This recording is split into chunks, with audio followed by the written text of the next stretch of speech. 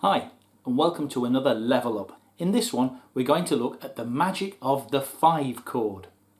I'll explain what the 5 chord is and why it holds a special place within the key that allows us to do lots of really great sounding things and pull off lots of things simply because the audience, the listener, is already expecting it to happen.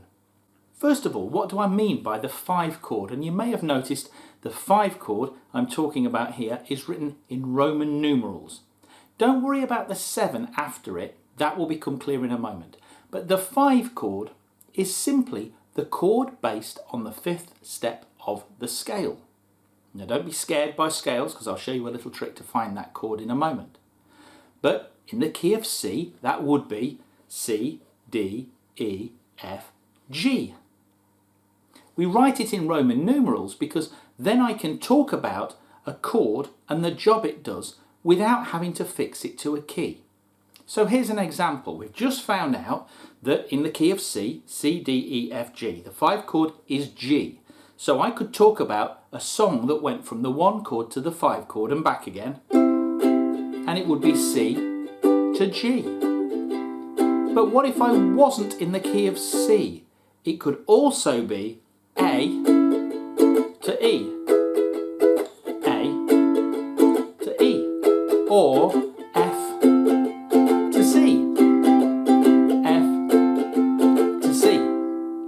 All I'm doing is whatever key I'm in, I'm finding the chord 5 steps through that key. Now okay, you're saying, Phil, I don't know my scales. How am I supposed to work this out? Well, this is where our friend the circle of fifths comes in handy. On the circle of fifths, and the clue is in the name, the circle of fifths, if you go round 1 step clockwise, you find the chord that is 5 steps ahead of the chord you started on. So C, the 1 clockwise of C, is G. And C to G, that's going from the 1 chord C to the 5 chord G, 1 step clockwise. If I'm in the key of A, and I want to find out what chord is the 5 chord in A, instead of counting through the scale of A, I can simply look on my circle of fifths, and because it's a circle of fifths, 1 step clockwise will give me the chord that is the 5 chord in the key of A, E. Now the 5 chord in any key is very commonly heard played as a 7th. And this is why we use Roman numerals, because me talking about a 5 chord and a 7th is quite confusing. But if we write down V, Roman numeral for 5, and put a 7 after it, that's just like writing down the letter G and putting a 7 after it, or the letter E and putting a 7 after it. We can write down V and then a 7. And that simply means we play the 5 chord as a 7th chord. In other words, not C and G, but C and G7. The minute we hear that G7, we should have a feeling that we want to go somewhere. And this feeling is nothing to do with musical knowledge. This is something that we have heard 1,000,001 times and we're expecting it to do something. We expect G7, for example, to go home to C. And in fact, that's the same in every key. We expect the 5 chord, when played as a 7th, to go home to the 1 chord. How often have you done this at the end of a song in the key of C?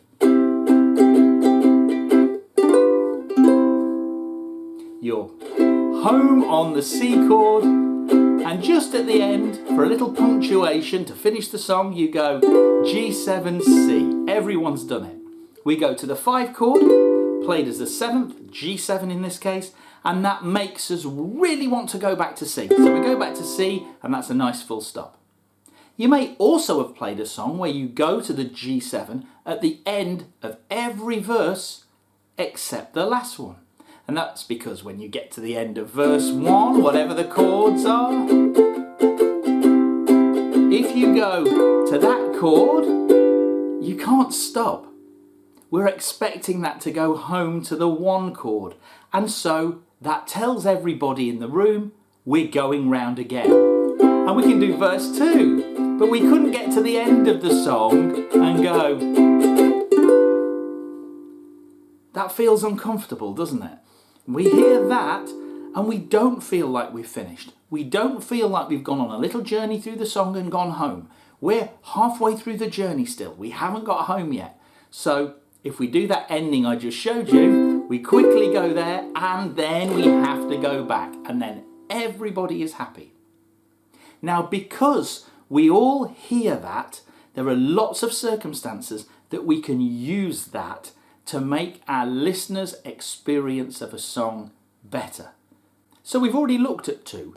We can use it as an ending. We can be playing the one chord and maybe we've gone back to the home chord 1. We'll do lots of these in different keys in a moment, but we've played our song and we're back here. We could just stop and the song's finished, but people might not be quite sure we've finished. But if we put our 5 chord in and then go back to 1, that's a very strong return to home and everyone's happy with that and they clap. Now we can do this in any key simply, as I said, by choosing the chord 1 step clockwise. When we make that chord into a 7th chord, it has this pull to go back anti-clockwise. So G7 has a strong pull back to C. And you've heard this through all sorts of music. It's in classical music.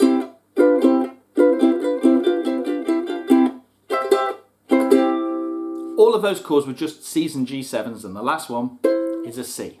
You've heard it in. Now, what if I didn't put the C on the end? That's really uncomfortable. I've got to play it. That's really uncomfortable. That's this expectation we have. So how else can we use it? If we're just playing the 5 chord as a 7th, it's just going to take us back home again. That's not really particularly mind-blowing or exciting. But here's the trick. Because in any key we are used to only hearing one, what we call dominant 7th chord. In other words, if I build a collection of chords, and you'll see they're all around each other on the circle of fifths, if I build a selection of chords that are only made from notes within a key. So if I limit myself to just the notes of the scale of C major, in other words, just the white keys on a piano, I can build a whole bunch of chords. I could build C. I could build C major 7. Could I build a C7? No, that note does not belong. And I could build a D minor, but not a D major, or a D minor 7, an E minor, or an E minor 7, an F, or an F major 7, a G, this is the 5 chord, or a G7. Not a major 7, not a minor 7, just a plain old 7. The 5th step of the scale was often referred to as the dominant, and so this chord is named after the step of the scale it's built on. That type of chord only happens once in any key. So in the key of C we could build a bunch of chords like this. C major 7, D minor 7, E minor 7, F or F major 7 maybe, G7, A minor 7 or A minor, one we don't play so often, but B minor 7 flat 5, and back to C or C major 7. I couldn't build a plain old 7th chord using those notes unless I start on the 5th step. The only one I get is G7. So when we're in the key of C, the one we really expect to hear as a 7th chord is G7. Now, of course, not all songs stay within the key. They borrow chords from other keys, they change key, they do all sorts of things. But because we're used to hearing the 5 chord go to the 1 chord, if we play another chord in the key as a 7th chord, our brain remembers that we're used to hearing this as a 5 chord and still wants it to move anti-clockwise 1 step around, even if that takes us somewhere that's not in the key. We can use this in lots of ways. A really common one that you've probably already done is to, say you're playing a 3-chord song, maybe a 12-bar blues, and the first line of that 12-bar blues is just C. It's our 1 chord. And the Next line we go to our 4 chord, F, C, D, E, F, 4 chord. This is the one anti-clockwise on the circle of 5th. Back to our 1 chord, and then we hit our 5 chord, and that really wants to take us home to our 1 chord. But what if we turned our 1 chord as C into a C7? What would it make us want to do? So instead of playing a whole bar of C, right at the end I turn it. Can you feel that 7th chord now has made us go, oh, we want to move somewhere, we're off somewhere. Where? 1 step anti-clockwise, which just so happens to be the chord that we were going to anyway, the 4 chord, the F. But isn't that nicer to hear that C and then get a little bit of warning, a little bit of a signpost that goes, hey everybody, here comes the F. There it is. It's more satisfying to listen to. It's a useful thing when you're playing, because if you hear somebody go to that 7th chord, we all go, oh, here comes the chord change. Rather than having to count bars or remember where we change, we can listen for this signpost.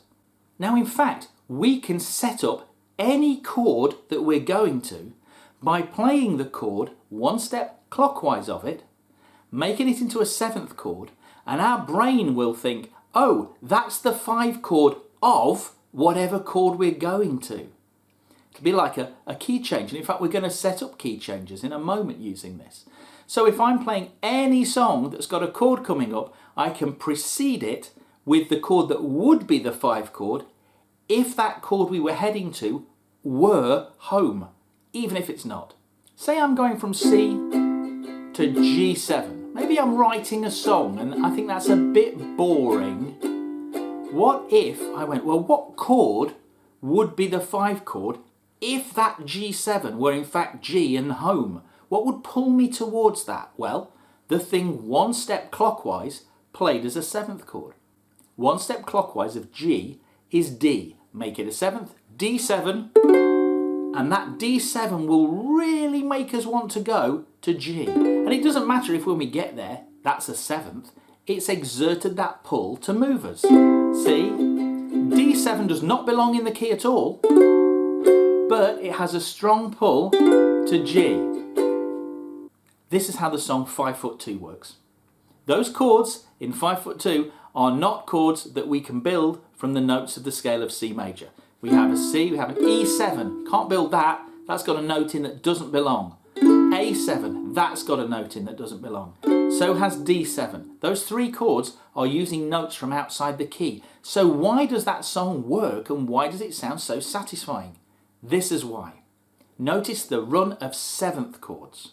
We're playing in C, we take a more or less random leap to a chord, E, but we play it as a 7.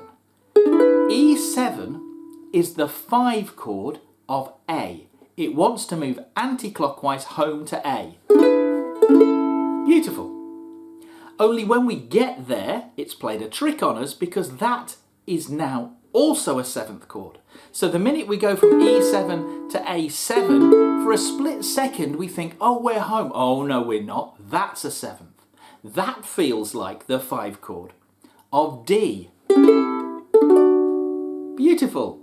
Except yet again, the rug is pulled out because when we get to that D, that is a 7th chord and we go, oh, a 7th chord. That's what the 5 chord feels like. It wants to pull us anti-clockwise home to the 1 chord. What would the 1 chord be if that were the 5 chord? Anti-clockwise step, G. Beautiful, except when we get to the G, it's a G7. We've had that trick played on us again, and G7 is the 5 chord of the key we started in, and that pulls us anti-clockwise home. And that whole sequence is like dominoes falling. It's playing the same trick on us, but it can only play that trick on us because we are pretty much hardwired to want to move anti-clockwise when we hear that 7th chord. The next thing is key changes. Now some songs have 1 key for the verse and 1 key for the chorus, or they have 1 key for the A section in a jazz tune and the B section or the bridge might be in another key. Sometimes we have a song that's in 1 key through all of its verses and choruses, but then towards the end has this dramatic lift and it changes key. If you're watching a boy band and they're sitting on stools and suddenly the lighting changes and they stand, that usually coincides with a dramatic key change. The music lifts and everyone goes, oh wow, I thought it couldn't get any better, but here we go. That has that effect on us. The most simple way to set up a key change, rather than just randomly going from one key to another, which some songs do, but it nearly always sounds better if we can set this key change up. And you know what's coming? The best way to set up a key change is just before the new key, play the 5 chord of that key. If you're singing and the key change happens, you can sing through this and you don't lose the melody. Whereas if a song just dramatically goes from, let's go from just playing C, A minor, F and G7, and then I suddenly go, I've moved it up a tone to the key of D. Wow, that's dramatic, that's sudden. That kind of key change is referred to as a truck driver's key change because it's completely unsubtle. It's literally just like someone grabbing the gear lever and going chump into a new key. So one key there, another key there. Not subtle at all, but quite difficult for us to follow. It's a shock, it's a surprise. But if I were to replace the last chord of that sequence with whatever the 5 chord of the key I want to go to is, it will sound smooth. You'll notice we've changed, but somehow we got there in a way that we completely understood. Have a listen to this. I'm going to play C, A minor, F and G7. But in a moment, I'm going to change key to the same sequence of chords, but in another key. And they would be A, F sharp minor, D, E7. And can you hear that that's the same song? I mean, it's basically 1,000,001 songs. It's things like, well, if you've seen my video on the ice cream changes, it's the ice cream changes, it's Heart and Soul, it's Blue Moon, it's Always Look on the Bright Side of Life. And that's in the key of C. And here it is in the key of A. Now I could just play one and then leap to the other one. Here's C.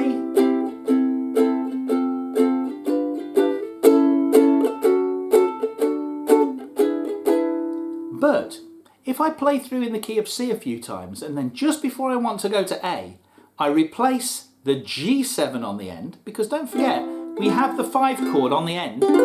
And that's why this sequence sounds nice going round and round, because we get to that chord and everyone wants to go back to C and do it again. Just before my key change, I will replace that G7 with the 5 chord of the key we're going to. We're going to the key of A, so we'll want the chord of E7. E7 will pull us one step anti-clockwise to A. Here we go. C. And I'll do a couple of times round C. Get to hear the sound. This time, A. Let's do that again so you can just really take in what it sounds like and what it feels like. C. This time round.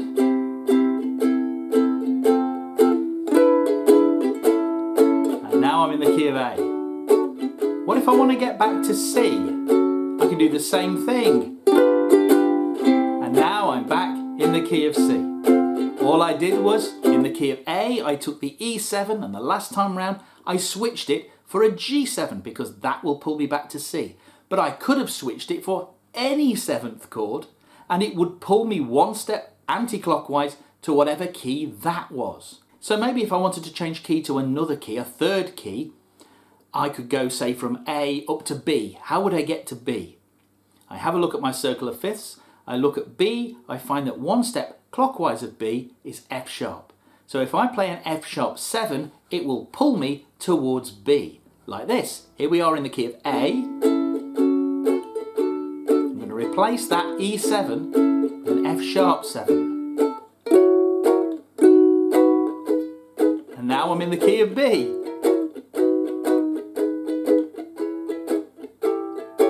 Oh, I've changed that to another one. I've changed that one to an A7. Where's A7 going to take us to? D. And now I'm in the key of D.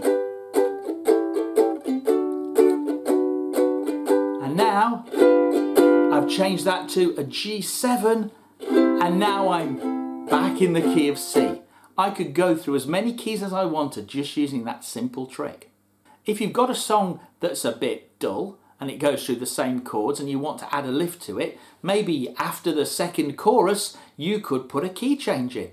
And that way you've got some extra drama, a bit more variety in the song because the listeners will hear it move somewhere else, and see if you can set that key change up by using the 5 chord of the key you want to go to. Finally, just because something like this happens a lot and we're used to it, it doesn't mean we have to do it all the time. One of the great things about having a strong expectation in music is taking that expectation and subverting it. So sometimes, say you're writing a song, you might want to play with the listener by going to a chord that makes them think they're going somewhere, but then go somewhere else. There's an awful lot of power in that 5 chord, and it's well worth taking a bit of time to explore it and see if you can use it in songs you play or songs that you might write. I hope you've enjoyed this one, and I'll see you again soon. Bye bye.